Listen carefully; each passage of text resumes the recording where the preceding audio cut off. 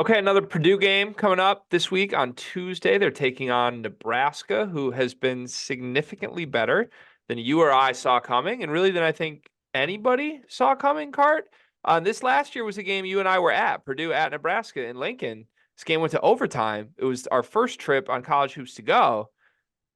It's a tough place to play in Lincoln. Like, this place is going to be rocking for the Cornhuskers.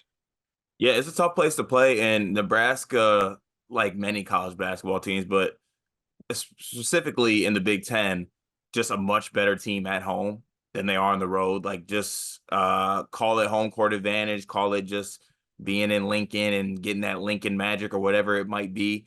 But this team is just significantly better at home and play good basketball. And look, this year's Nebraska team is better than last year's Nebraska team. This year's Purdue team is better than last year's Purdue team. But last year's Nebraska team, like you said, had this team on the ropes. Was it not for a really good performance by Fletcher Lawyer and some pretty significant mistakes, in my eyes, by Nebraska down the stretch? So this is no means going to be a tough game. Be an easy game by any means or stretch of the imagination. But with Purdue playing as well as they are and being as good as they are, I think Nebraska being good at home could maybe make it interesting, but I don't see Purdue losing this game. And I also don't see it being that close once it gets towards the end, at least. Okay. I think this could be more troublesome than that. Um, Are you taking the five shooter approach method versus Purdue? um, I don't know because I think they got to play Mast, right? And Mast, he is a threat to step out and shoot. Like he's shooting only 30% from three this year, but he shot 46 attempts. Like he will definitely shoot it. So I think you can play five out with Mast as the five. They're one of the only teams in the conference I feel like that has a big that is a perimeter threat. Like it feels like a couple years ago that was like how the good teams tried to combat Matt Painter teams was like throw Mo Wagner at them, throw Jaron Jackson at them, and now it's like who even in the conference does this? Like Illinois with Coleman or the full 3-point shooting lineup, but like Coleman's not even a center. Mast is like the only guy I can think of that is a legitimate shooting threat at the five in the league, which Yeah. poses an interesting question. Ware is okay. And where, yeah, you're right. Yeah. And I guess Renew's shooting it better now too, but I don't know. It is interesting for that reason. Nebraska has been really good at home this year. They blew out Indiana in their last game. They beat Michigan State at home, so undefeated in conference play at home against, a big name opponents. They did get wrecked by Creighton. And Creighton is the best team, the second best team, according to KenPom, they've played this year. Best team they've played at home. They lost 89-60. So, like, if you catch Nebraska on a night where they don't have it, even in Pinnacle Bank, there's blowout potential if Purdue shows up and plays well. We just saw Purdue go to Maryland and steamroll them on a night where I don't even think Purdue played particularly well, but they steamrolled them. So if you do like Purdue, which it sounds like you do, talk me into a Purdue blowout. Like, do you think that's a possible outcome here or no?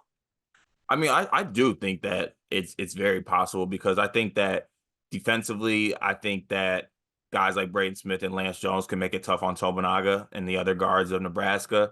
And, I think the key to it is not letting Tominaga get going because once he gets going, it starts getting filled up in bunches. But if you make it tough on him early, like he'll end with 10, 12 points. But you could also blink and let him get going and he has 26 on your head top. You also need to figure out if Tominaga's parents are going to be at the game. That's actually massive for him because he's actually Steph Curry with his parents at the game. But I just think that they don't have enough to combat Edey. I don't think Edey gets in foul trouble like he did last game.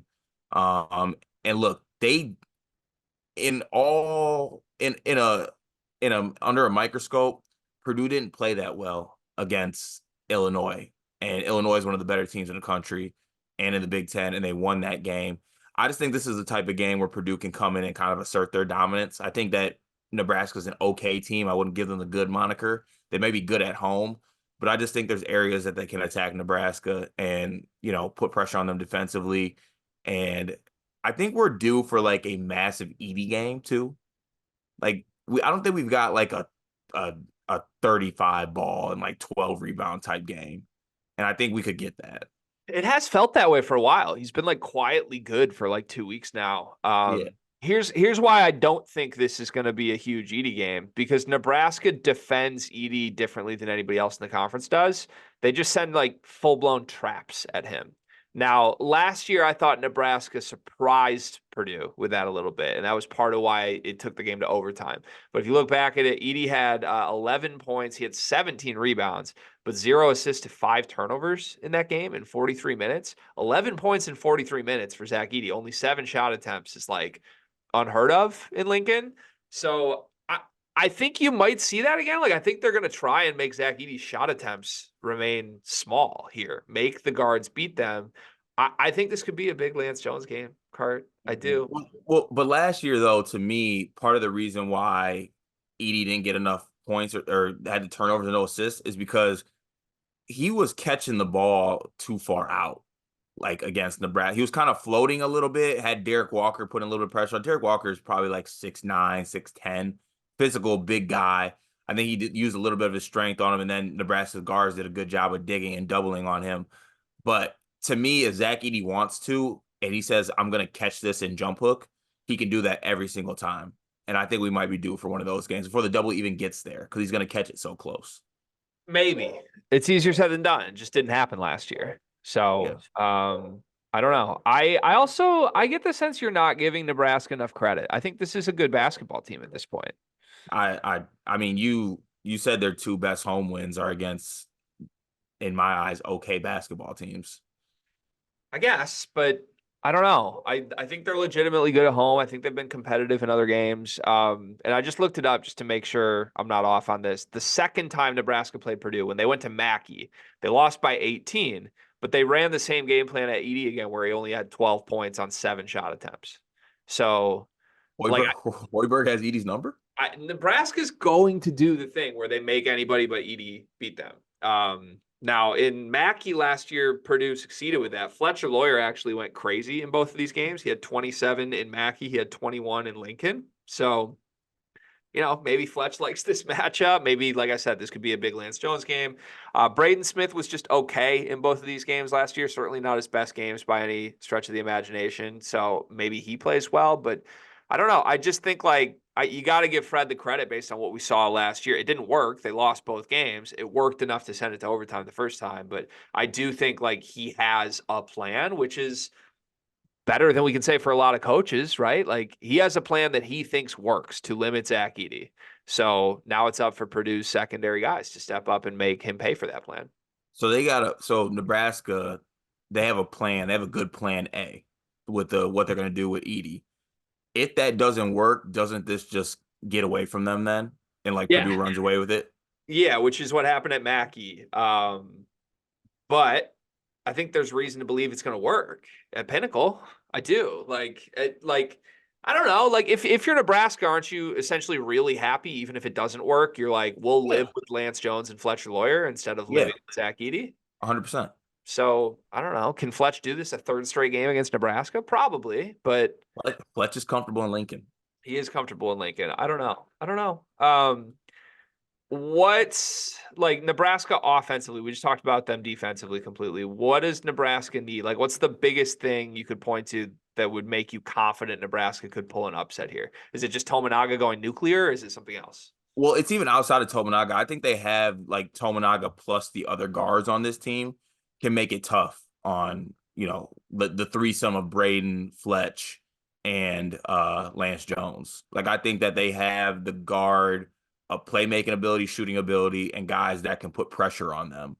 And I don't necessarily think they're a team that relies on scoring at the rim either. So I think if their outside shots are falling, obviously easier said than done. And classic, how do you beat a team? Hit outside shots, obviously. But I do think that they had the guard talent to put pressure on this Purdue team. And then once you do that, and say the defense against Edey works, then, you find yourself in the game, and then you see what happens. And look, we've been speaking about how successful Purdue has been, but we also been speaking about how when games get close or leads get blown, what they look like.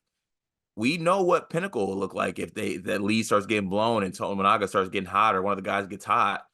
Do do the Braden Smiths and the Lance Jones and the Fletcher Lawyers tighten up in that situation? I don't know. I think that Braden hasn't necessarily been that convincing when things get tough. I'm not saying he's not playing well, but like we said, when things get tough and the game gets closer, he seems to somewhat, I don't know. Do you trust him like that? I don't know.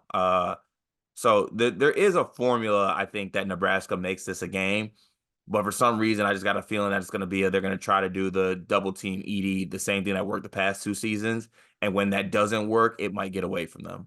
Yeah. Okay. I think that's fair. All right. So all that said, Nebraska, to me, needs to make threes in this game. If you go back through the 2 Big Ten wins they have, they hit double digits against Michigan State and Indiana. 10 threes against Michigan State, 12 threes against Indiana. They shot a ton of them. It's not even like they shot like 50% or anything. Like those were sub 40% shooting games and still got to double digits. So I think they're going to bomb away from 3. They shoot the 27th most threes per field goal attempts in the country. If they're hot, this one gets dicey. I think that's the key number. Like Nebraska needs probably 11, 12 threes to feel like they have a chance in this game. They certainly can do that at home. Much tougher for them to do that on the road. What is your prediction in this game? Do you think that Nebraska hangs? Do you think Purdue blows them out? What happens? I think Nebraska hangs for early on. Like the threes are falling early on, they hang. But then I think Purdue kind of hunkers down a little bit. And I think Purdue wins by double digits. Okay. I'll take Purdue by 8. 8. I'll take Purdue by 8. Ken Pom has Purdue by 9. I think I could see this being a close game with like 4 minutes left, and then whether it's foul trouble or something else at the end, I think Purdue ends up pulling away, and it looks a little less close than it would be. Yeah. But I trust Nebraska to make this competitive. Like at home, I trust this to be a competitive basketball game. And do you trust Purdue to win this game? Yeah, for sure. Last thing, are we ringing alarms if they lose a road game in the Big Ten to Nebraska? No. Okay. All right. No.